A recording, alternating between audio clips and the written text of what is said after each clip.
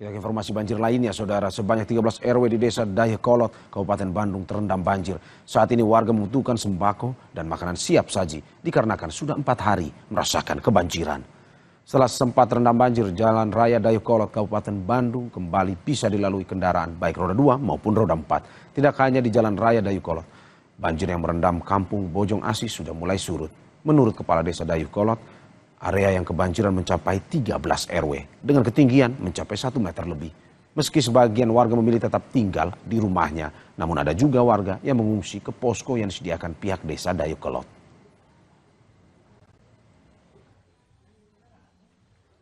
Ini dari semalam sudah surut, ada 50 cm.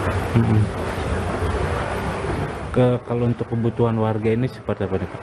Untuk sementara yang kita masakan sembako.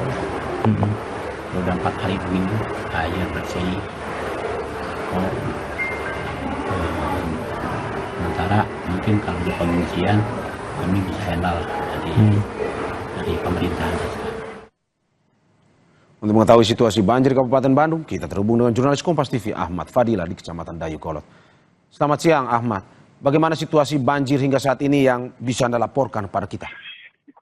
Ya, Mario dan saudara, dapat saya kabarkan kondisi terkini dari banjir yang terjadi di Kecamatan Dayakolot, Kabupaten Bandung, di mana memang banjirnya sudah terjadi sejak 4 hari yang lalu, tetapi hingga minggu siang ini ada sejumlah kebaikan atau kondisinya sudah mulai surut, seperti di Jalan Raya Dayakolot yang tadinya tidak bisa dilalui oleh kendaraan roda 2 maupun roda 4, siang ini sudah bisa dilalui kendaraan.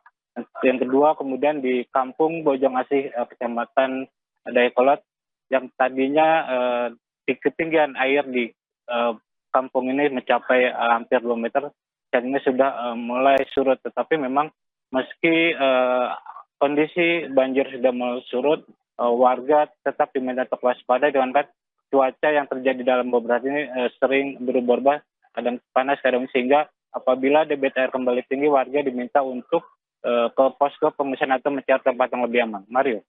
Kita harapkan banjir bisa surut secepatnya dan warga bisa beraktivitas kembali. Terima kasih Ahmad Fadila atas laporan dari Kabupaten Bandung, Jawa Barat. Selamat bertugas kembali.